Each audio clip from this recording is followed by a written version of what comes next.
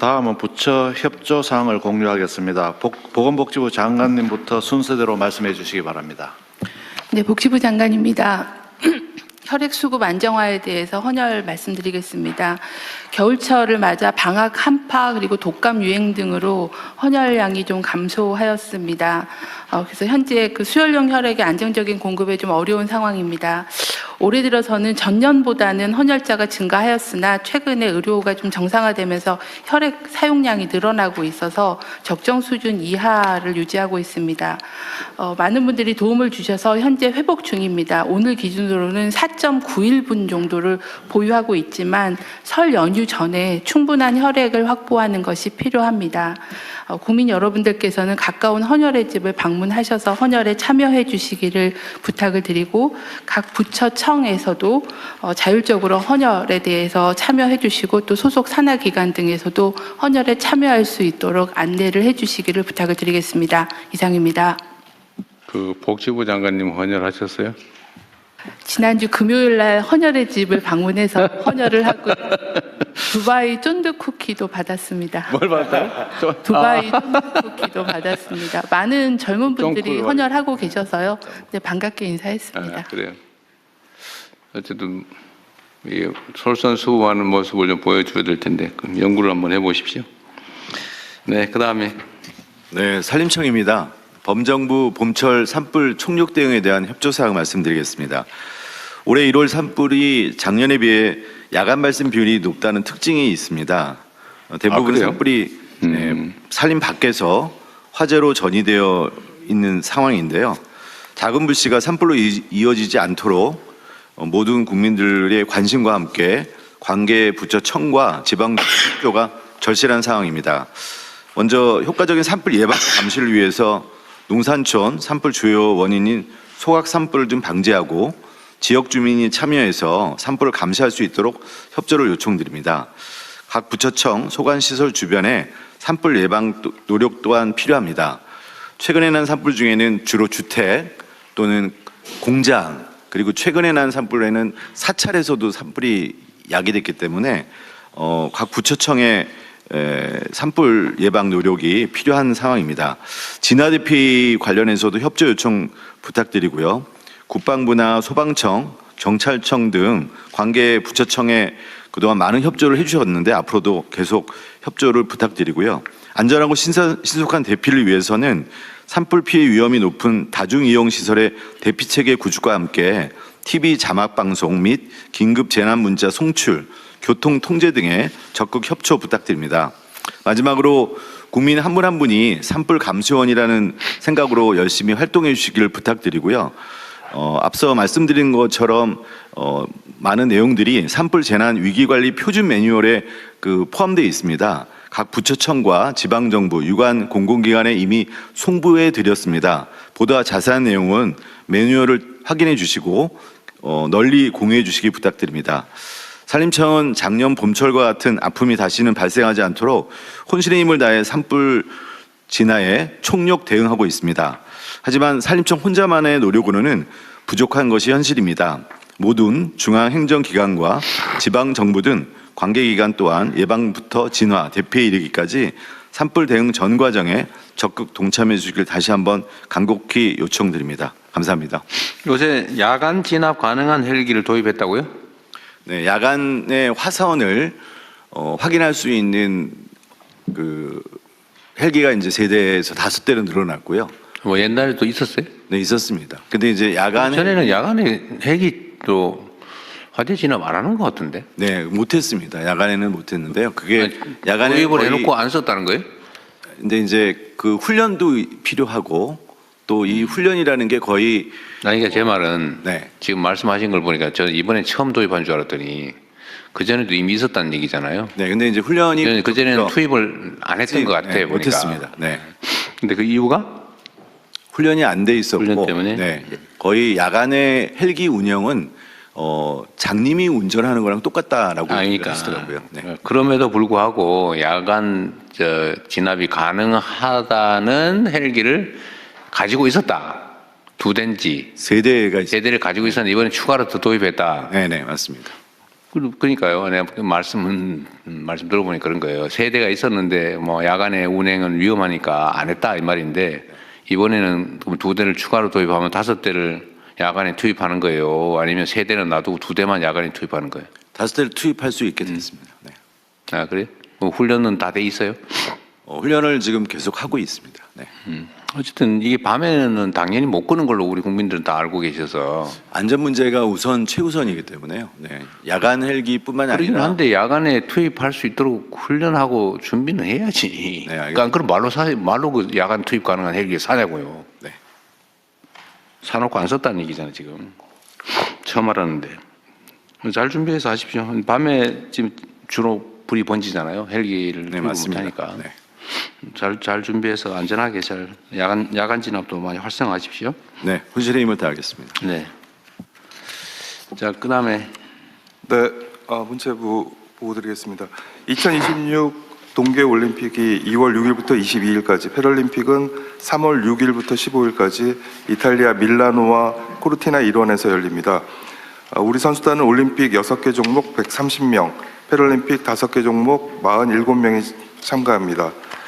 안전한 대회 참가를 위해 외교부, 대테러센터, 국정원, 질병관리청 등 관계기관과 함께 선수단의 출입국과 체류, 방역에 걸친 대회 전 과정을 대비했습니다.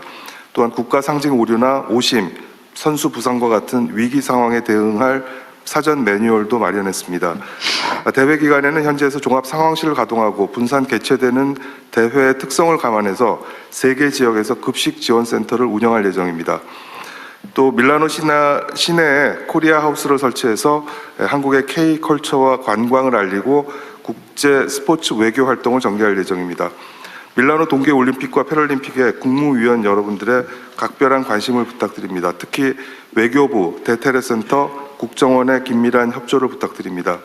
국민 여러분들께서도 선수들의 열정과 도전에 뜨거운 관심과 응원을 보내주시기를 부탁드립니다. 감사합니다.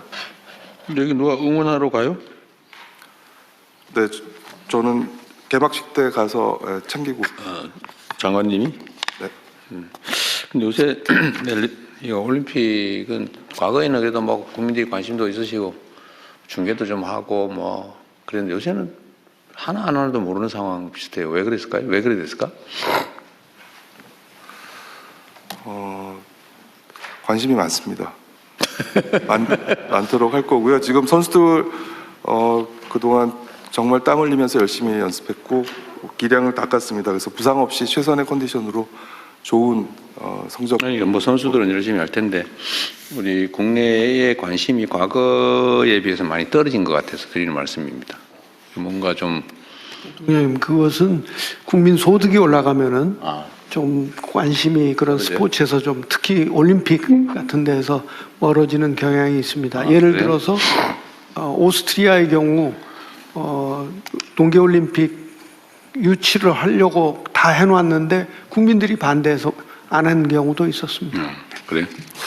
비슷한 일례로 패럴림픽 같은 경우는 저희가 예전에 선수층도 두껍고 성적도 좋았습니다. 근데 요즘은 선수층이 얇아지고 성적도 그렇게 뭐 예전만큼 높지는 않습니다. 일반적 관심이 떨어지고 있는 모양이군요. 그 가장 큰 이유가 장애인 수가 줄어들고 있는 부분도 있습니다. 그래서 네, 장애인 뭐 패럴림픽이 그렇다 치고 일반 올림픽 경기도 어쨌든 관심도나 아니면 이런 많이 떨어지는 것 같아서 그게 소득 수준하고 관계가 있군요.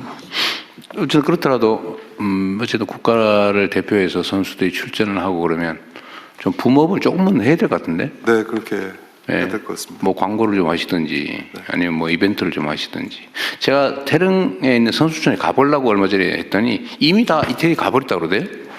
거의 대부분 떠나버렸다고. 예, 떠난 선수 있고 아직 남아 있는 선수도 있는데요. 지금은 얼마 전에 이제 그 출정식을 했었거든요. 네. 저는 다녀왔습니다. 이거 제가 저번 주인가 저번 주 한번 가볼까 했더니 이미 대부분 떠났다고. 돌아오면 격려 돌아올 것 같습니다. 대통령님, 저 패럴림픽은 좀 늦게 가기 때문에요. 네, 장애인들 한번 격려해 주시면. 그럴까요? 뭐 검토 한번 해보죠. 3월 달이군요. 그 얘기 나온 김에 이번에 기사에서 봤는데 어디 사우디인가 어딘가가 무슨 올림픽을 못 하니까 뭐 딴 데서 개최하자 뭐 그 얘기 뭐예요? 네, 그 사우디에서 반납한 게 있어서요. 언제 그 28년? 네, 28년요. 28년 이제 하계 올림픽인 거죠? 하계 올림 동계 올림픽이에요? 네, 사우디에서 동계 올림픽. 사우디에서 동계 올림픽을 하려고 그랬어요? 네네 동계 올림픽인데 제가 지금 기억하기로는 그래서 시설이나 이게 안 돼서 결국 동계 올림픽을 개최할 수 있는 나라는 한정적이거든요. 그래서 이제 저희 베이징하고 네, 저희 쪽으로 한국하고. 연락이 오고 의사가 있는지를 타진하고 뭐 이런. 그래서 어떻게 됐어요? 그거 제가 한번 챙겨보겠습니다. 저희 쪽에서는 조금 난색을 아니, 표하는 그 형태로 작년 지금 12월인가에 무슨 타진이 왔다는 기사를 봤는데 난 보고를 못 받아서 그 중요한 게 있으면 좀 보고를 좀 하시지. 네네 그렇게 지금 무슨 전북 그 여기는 올림픽 유치한다고 동네에 난리인데 지금 전북은 하계 올림픽이어서 지금 전북에서 일단 입장 정리를 하고 있고요. 아니 그게 이제 그런 저희가 파인데 네네 지금 동계 올림픽이라도 어쨌든 어디 다른 나라에서 하려다 못해서 우리나라에 할 수 있냐고 물어봤으면 그게 중요한 현안인데 네. 그 왜 보고도 안 하고 그렇게 처리된다 잘 모르겠어서 하는 얘기예요. 지금 보니까 장관님도 잘 모르고 계신 것 같은데. 제가 이해하고 있는 거는 너무 촉박한 일정에 저희가 지금 할 수 있는 사정이 아니어서 그냥 저희는 관심이 없다는 정도의 반응을 보였다. 몇 년도 개최인데요? 그게 제가 기억하는 거는 요 다음 올림픽 내년? 네, 내후년? 4년 후죠. 그러니까 4년 후? 지금 이 아시안 동계 올림픽으로 재난본부장입니다. 동계 아시안 게임 네, 아마 아시안 올림픽이 게임. 아니고 올림픽이 아니고 아시안 네네. 게임. 네, 네, 알겠습니다. 네, 다음 농림부. 예, 네. 농식품부에서 K푸드 수출 거점 제외 공간 선정과 함께 부처의 협조 요청 좀 드리겠습니다. 저희가 그 K푸드 수출 거점 제외 공간 선정한다고 그 공간들의 공문을 좀 보냈더니 공간들에서 43개 공간을 신청을 해주셨어요. 그래서 그래요? 예, 적극적으로 협조를 해주셔서 감사드리고 외교부에서도 잘 도와주셔서 그 시장의 특성하고 공간 전문성 고려해서 30개소 선정을 하였습니다. 그래서 앞으로 이 30개소 제휴공간 중심으로 해서 민간 협의체도 구성을 할 것이고 우리 기업들이 수출하는데 각종 지원과 함께 현지에서 마케팅에도 우리 제휴공간들이 중점적으로 참여할 수 있도록 그렇게 하려고 합니다. 그래서 그 부처별로 좀 도와주셔야 하는 게 특히 외교부 장관이 많이 도와주셔야 되는데 공간 내에 K푸드 담당관 임무를 부여할 필요가 있습니다. 누가 담당하는지가 명확해야 할 것이거든요. 그런데 저희 농무관이 6개소밖에 없기 때문에 좀 다른 부처에서 나간 그 분들이 담당관 역할을 좀 해주실 필요도 있기 때문에 이 부분 좀 도와주시면 좋겠고 K푸드 홍보를 K푸드 단독으로 하는 것보다는 사실은 우리 문화, 뷰티, 패션 다 같이 하는 게 좋습니다. 그래서 제가 듣기로는 싱가포르 대사관에서 처음으로 K-라운지라는 형태로 우리 K푸드 홍보할 수 있는 그 장소를 이번 주에 연다고 합니다. 그래서 다른 공간에도 좀 이런 사례를 알리도록 하겠습니다. 그리고 우리 수출 기업들이 그 짝퉁 상품 때문에 굉장히 고민을 많이 하거든요. 그래서 앞으로는 지재권을 그 나라에 출원하고 등록하는 거 그리고 또 위법약품이 발생했을 때 단속을 강화하는 것도 우리 제휴공간에서 협조를 적극적으로 해주시기를 요청을 드리겠습니다. 네, 이상입니다. 이게 이제 인력을 각 분야별로 다 충원하는 것은 너무 조직이 방만해질 가능성이 있고 지금 K푸드뿐만 아니라 뭐 화장품도 해야 되고 K뷰티도 해야 되고 예를 들면 자동차도 팔아야 되고 문화 수출도 해야 되고 하자면 엄청나게 많은데 그거는 일종의 종합상사 관리하듯이 해야지 특정 분야별로 이렇게 하면 인력이 너무 많아져서 안 될 것 같아요. 근데 그 방법을 좀 찾아보시죠. 네, 주재관이 여러 가지 영역의 동시에 일을 다 할 수 있도록 이미 하고 있는데 지금 말씀하신 농림부에서 말씀하신 것은 특별히 좀 지시를 해보겠습니다. 그리고 농림부에서 사실은 매뉴얼을 만들든지 무슨 일이 필요하다. 예. 어느 지역은 뭐가 필요하다. 예. 라고 정리해서 보내면 거기서 단순 집행을 하게 예, 이렇게 그렇게 해야지. 해야지. 거기서 네가 알아서 전문적으로 다 연구해서 이러면 안 될 것 같아요. 예. 각 부처들도 다 마찬가지입니다. 예. 문화 분야든 산업 분야든 그렇죠? 네. 다음은 외교부 장관님. 네. 외교부 한 주황화 정상회의 개최는 그냥 준비해서 잘 하시면 될 것 같습니다. 그 별도 보고 안 스탄 5개국과 우리 이번에 하나 또 늘었다 그랬죠? 예, 아제르바이잔. 아제르바이잔 6개. 예. 중앙아시아 6개국과 대한민국의 정상회의를 대한민국에서 개최한다 올해. 그렇습니다. 네, 그 준비 잘 하십시오. 예. 예, 그러면 다음은 의안 심의를 진행하겠습니다. 의안 심의는 비공개로 운영되어 오니 언론인 여러분께서는 협조해 주시기 바랍니다. 예, 국회 본회의를 통 을 향해 주시기 바랍니다. 국기에 대하여 경례.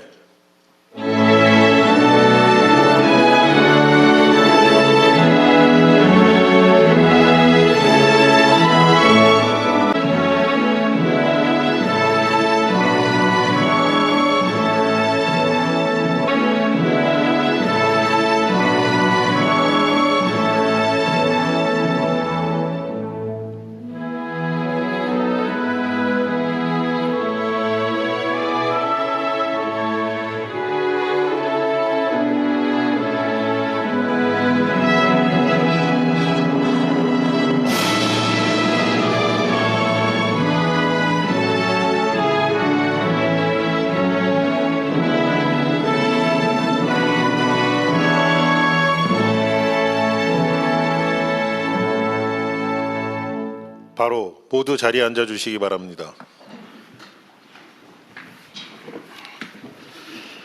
제3회 국무회의입니다. 대통령께서 개선안과 함께 모두 말씀을 하시겠습니다. 네, 제3회 국무회의를 시작하겠습니다.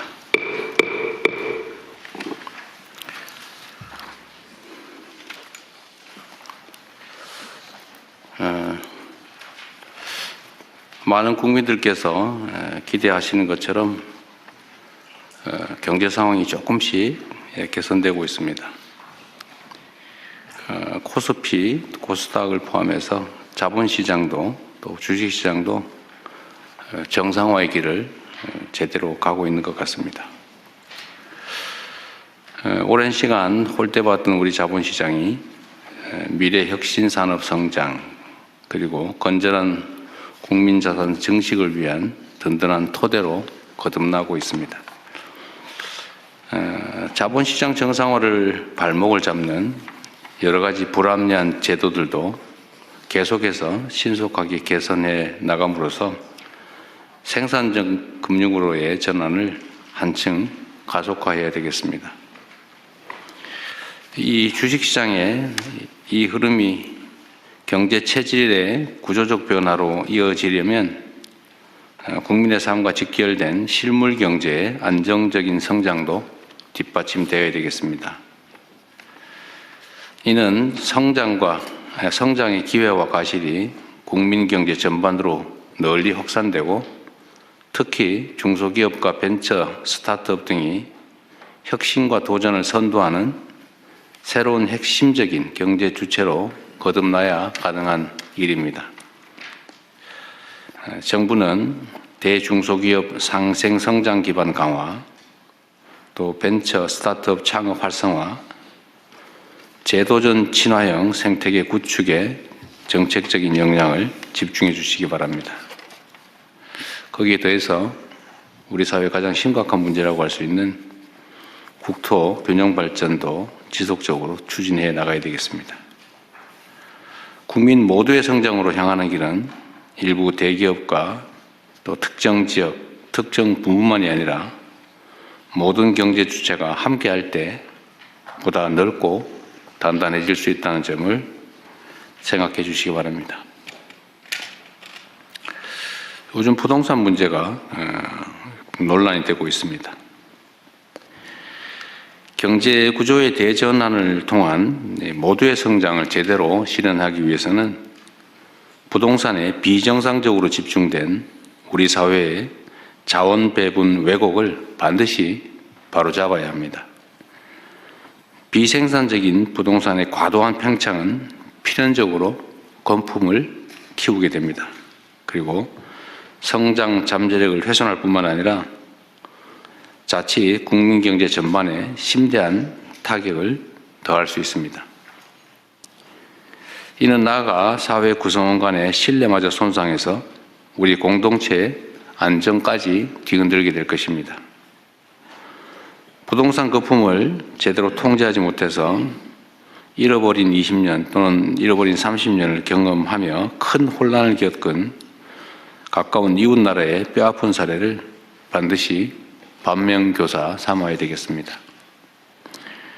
이런 어려움을 피하려면 굳은 의지를 바탕으로 실효적인 정책을 지속적으로 안정적으로 추진해 나가야 합니다. 당장 눈앞에 고통과 저항이 두려워서 불공정과 비정상을 절대로 방치해서는 안 됩니다. 시장이 원하는 적극적인 대책도 동시에 추진해 나가야 되겠습니다. 정책 성공의 출발점은 어떤 정책이 어떤 방식으로 시행되고 있는지를 국민들께 제대로 적시에 알리는 것입니다. 아무리 좋은 정책 사업도 국민이 해당 내용을 잘 모르시고 계시거나 제대로 이해하지 못하면 50점짜리에 불과하다라고 할 수밖에 없습니다. 지난해 부처별 정책 소통 평가를 해봤더니 대상기관 47곳 가운데 노동부, 중기부, 경찰청, 기상청을 포함해서 12곳이 우수기관으로 선정됐습니다. 매우 잘하셨고 수고 많으셨습니다. 또 약간 모자란 부처청은 각별히 분발해 주시기를 부탁드립니다. 국정의 성패는 국민의 이해 그리고 참여에 달려 있습니다. 정책의 소통과 홍보에 보다 많은 노력을 기울여 주시기 바랍니다. 그리고 정책에 대한 신뢰 확보가 매우 중요합니다. 정책에 대한 신뢰는 뭐 정책 내용도 매우 안정적이고 좋아야 되겠지만 쉽게 바꿔서는 안 됩니다. 힘들더라도 정책 방향을 정하면 잔파도에 휩쓸리지 말고 또 일희일비하지 말고 굳굳하게 정책의 안정성을 확보해야 합니다. 그리고 특히 부당한 이익을 추구하는 잘못된 기대를 반드시 제어해야 합니다. 그런데 쉽게 휘둘리다 보니까 정부 정책도 뭐 또 바꾸겠지, 우리가 뭐 압력을 넣으면 바뀌겠지, 이런 기대들을 하는 경향이 일부에서 존재합니다. 예를 들면 다주택자 양도세 중과는 작년에 이걸 연장할 때 1년만 한다. 올해 5월 9일이 끝이다. 이건 이미 명백하게 예정된 거 아닙니까? 새로 시행령을 고치지 않는 한 그냥 끝나는 거죠. 근데 당연히 연장하겠지 이렇게 기대하고 있고, 이걸 연장을, 그런 부당한 기대, 잘못된 기대에 대해서 연장 안 된다, 이거는 이미 끝나기로 돼 있다라고 얘기했더니 마치 새롭게 무슨 부동산 양도세를 중과하는 것처럼 정책에 대한 공격도 있습니다. 잘못된 이해일 수도 있지만 부당한 공격일 수도 있는 거죠. 이런 데 휘둘리면 안 되고, 또 그에 따른 문제점들도 철저하게 보완을 해서 한번 정책을 결정을 하면 결정 과정은 치열하게 논쟁하더라도 정해지면 그대로 집행을 해야 예측 가능한 합리적인 사회가 되겠죠. 너무 쉽게 바꾸고, 또 예를 들면 무슨 조세 경감이나 이런 것도 한시적으로 한다고 해놓고는 계속 연장하고 있어요. 그럴 거면 아예 고정 입법을 해버리지, 그거를 1년 하겠다, 뭐 3년 하겠다, 뭐 일몰 하겠다는 거, 일몰 절대 안 하고, 일몰 한다 그러면 뭐 저항하고 또 문제 삼고, 이게 아주 일상이 됐습니다. 그 사회가 어느 한 방향으로 간다고 했으면 그냥 가야지. 정말로 문제가 있으면 바꿔야 되겠지만, 그게 아니면 예정된 대로 해야죠. 힘 세면 바꿔주고 힘 없으면 그냥 하고, 절대로 그렇게 해서는 안 된다는 말씀을 드립니다. 오늘 준비한 안건들이 꽤 많은데 우리 총리께서 도중에 좀 가셔야 된다고 그러셨나요? 네. 적당히 진행하다 가시면 제가 마저 진행하겠습니다. 시작하시죠. 제가 말씀 다 지금 저는 다 했어요. 예. 제가 진행하도록 하겠습니다. 아 그래? 네, 네. 제가 하신 말씀이 좀 있으신 것 같은데. 아니 예, 그 양해 본격적인 말씀하고 토의 전에 잠깐만. 네. 네. 그 이해찬 민주평통 수석 부의장님의 장례위원장을 맡게 돼서 중간에 자리를 비울 것 같아서 그래요? 오늘 경제부총리께 부탁을 드렸습니다. 네, 총리님이 뭐 방미 선고하고 하실 말씀 있으시다 그래가지고 됐습니까? 네, 네, 알겠습니다. 그러면 현안 토의를 진행하겠습니다. 먼저 기본사회 추진 체계 및 추진 방향에 대해 행정안전부 장관께서 발제해 주시기 바랍니다. 요걸 가장 마지막에 하면 어떨까 싶은데 이게 제일 긴 내용이죠. 네, 알겠습니다. 네, 그거 좀 맨 뒤로 빼고. 네. 네, 그러면 다음 순서 다시. 다음은 특사경 도입 확대 논의에 대해 법무부 장관께서 발제해 주시기 바랍니다. 예, 법무부 장관입니다. 특사경 제도는 전문 행정 영역에 종사하는 공무원 등에게 법률로 정한 특정 범죄에 대한 수사권을 부여하여 전문성 수사에 활용하고 일반 경찰이 접근이 어려운 분야 효율성을 제고하기 위해 도입한 제도입니다. 현재 중앙에 한 14,000명, 지방에 6,000명 이상 활동하고 있습니다. 특사경 제도의 특징은 강제 수사를 비롯 국민의 기본권을 제한하는 수사무 성격상. 잠깐만, 장관님. 그렇게 빨리 얘기하시면 못 알아들어요. 네. 천천히 요약해서. 예. 뭐 시간이 없고 짧게 하라 그래서. 아니 그 짧게 하는 건 요약해서 하는 거지. 빨리 말해버리라는 거 아니에요? 못 알아들어요. 예. 가장 중요한 게 실효적 통제 수단을 필요하다는 겁니다. 그래서 지금 현재까지는 검사가 특사경에 대한 지휘권으로 이걸 행사하고 있습니다. 특사경 제도는 수사 비전문가에게 예외적으로 사법경찰관을 부여하는 제도이기 때문에 적법 절차의 준수, 인권침해 예방, 수사 역량 확보를 위하여 검사의 사법 통제의 절대적 수사권을 행사하도록 설계되어 있습니다. 현행 형사소송법 245조 2가 245조 12 검사의 지휘대 사항임을 명시하고 있습니다. 현재 특사경은 행정조직 특성상 수사 관련 군속기간이 짧고 행정 업무와 수사무를 병행하고 있는 바 수사 절차 일반, 영장, 송치 등 전 단계에서 검사와 협의, 지휘를 거쳐 절차의 적법성과 실효성을 확보하고 있습니다. 그렇기 때문에 특히 민간 분야 특사경의 경우에는 적법 절차의 준수나 수사 노하우 보완 등을 위해 면밀한 사법 통제가 좀 필요한 것입니다. 지금 고용노동부와 검사의 산업안전협의체가 그런 면에서 아주 모범적으로 좀 운영되고 있습니다. 특사경 신규 도입 및 수사권 확대 논의가 지금 진행되고 있는데 비공무원 조직을 중심으로 특사경 신규 도입 또는 권한 확대에 관한 논의가 지금 크게 다시 있습니다. 대표적인 게 잘 아시는 것처럼 금융감독원에서 독자적 인지수사권의 도입과 민생 특사경 도입을 지금 요구하고 있는 상황입니다. 건보공단에서도 의료기관의 불법 개설 범죄에 대한 수사권 부여를 요청하는 목소리가 있습니다. 한국인터넷진흥원에서도 사이버 침해 범죄에 대한 수사권 부여를 요청하고 있습니다. 그러나 수사는 본질적으로 신체의 자유, 사생활의 비밀, 재산권 등 기본권을 직접 제한하는 고도의 공적 작용을 좀 고려할 때 비공무원에게 수사권을 부여할 불가피한 사정이 있는지 권한에 대항하는 통제 방안을 함께 설계하는 것이 아닌지에 대한 수기가 좀 필요한 때입니다.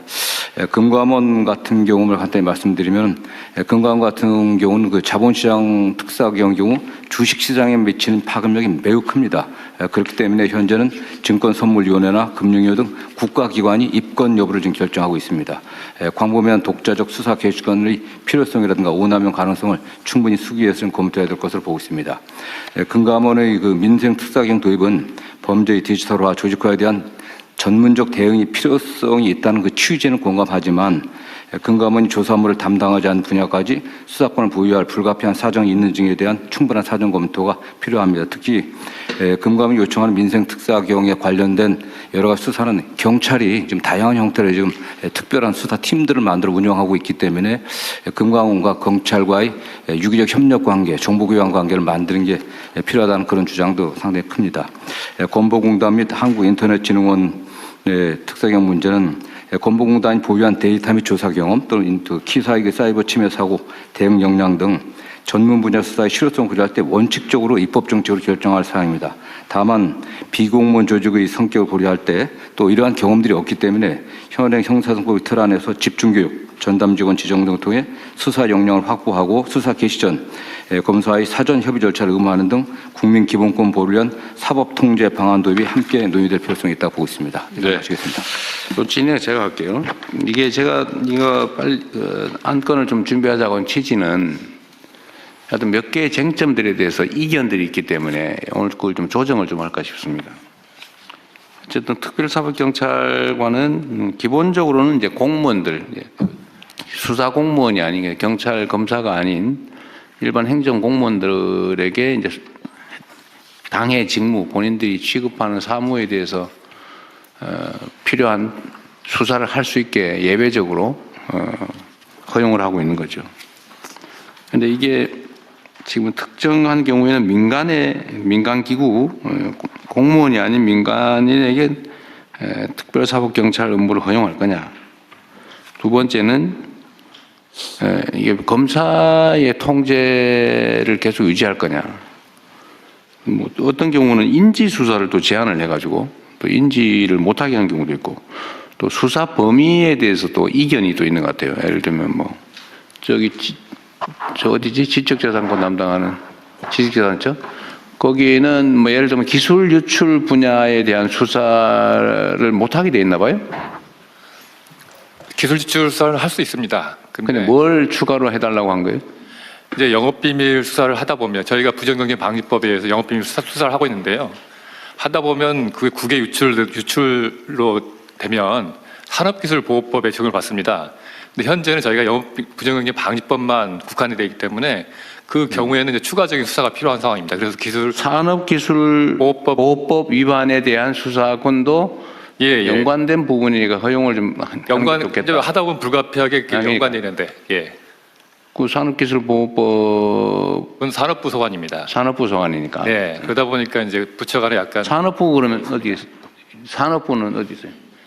산업부는 그러면 저 산업기술보호법 위반 부분에 대한 특사경이 있어요? 없습니다. 없어요. 그럼 결국 못 하는 거네. 네, 그래서 근데 그거는 어쨌든 지식재산처는 특허 뭐 이런 것만 취급을 하니까 일반 영업비밀 보호는 원래는 대상이 아닐 수도 있습니다. 그런데 지금은 영업비밀 보호 침해도 지금 조사 대상 권한으로 돼 있다 이거예요? 기본적으로 지식재산처가 특허와 영업비밀 전반을 원래 수사하고 영업비밀까지 포함되고 있습니다. 부정경쟁 방지법 따로 있습니다. 근데 산업기술보호법 위반을 빼는 거는 좀 이상하긴 하네요. 네, 그래서 굳이 본질적으로 그럴 필요 없잖아요, 그죠? 본질적으로 연결되어 있는데 어쨌든 그런 문제를 좀 논의를 하자는 겁니다. 그럼 하나씩 해볼게요. 그러니까 다른 부처들도 특사경이 필요하다고 판단되는 부분이 있으면 얘기를 좀 해보기로 해요, 오늘.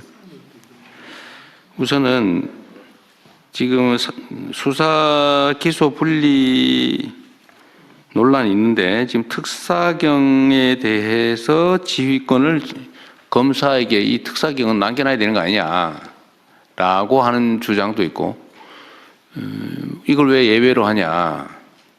각 특사경에 대한 지휘권은 관련 기관장이나 아니면 관련 부처청에다가 맡기면 되지 않냐. 공무원 조직의 책임자에게. 요 논란이 있는 거예요. 그죠? 그런데 뭐 법무부는 어쨌든 이거는 비전문가들이 수사를 하는 거니까 네네.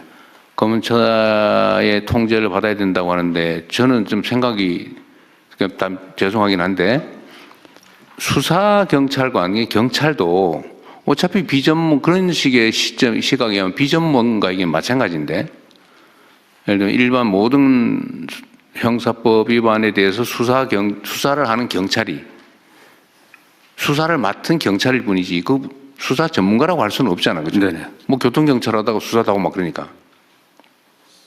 그런데 예를 들면 지금 다른 부처의 예를 들면 지식재산처도 그렇고 뭐 여러 군데 있는데 환경 관련된 지방 정부들도 있고 그 사람들도 어차피 권한이 부여되면 그 부분을 어쨌든 숙지를 해가지고 교육을 받더니 숙지를 해서 수사를 하게 되면 경찰과 다를 바가 없잖아요. 근데 왜 구조적으로 그건 검사의 지휘를 받아야 되는 거죠? 그러니까 그 행정기관의 행정작용하고 수사는 사법작용입니다. 수사라고 하는 사법작용은 궁극적으로 목적이 기소해서 처벌하는 겁니다. 그런 행정청의 행정작용, 조사작용, 조사는 좀 내용이 그 목적이 다르기 때문에 최종적으로 기소를 목적으로 하려고 하면 조사 단계에서부터 수사를 한다고 하면은 증거를 적법하게 수집해갖고 그 적법한 증거 능력을 갖춘 증거를 갖고 기소를 해야 되지 않겠습니까? 그렇기 때문에 최초 단계부터 법률 전문가의 어떤 지휘를 받지 않게 되면 또는 조언을 받지 않게 되면은 증거 수집 단계부터 문제가 되고요. 또 법리 구성에서 굉장히 어려운 점들이 많습니다. 대개 뭐 자본시장 범죄라든가 또는 뭐 중대재해처벌법 같은 경우로 법리적 구성이 굉장히 어려운 것들이 많기 때문에 그거는 뭐 해당 그 사경에서도 요청하고 있는 게 현실입니다. 그러니까 일반 사법 경찰하고 검사의 관계에서도 똑같은 문제가 발생하는데 검사라고 해서 뭐 자본시장 전문가는 아닌 거고 네네. 그걸 전문적으로 연구를 하면 이제 전문가가 되는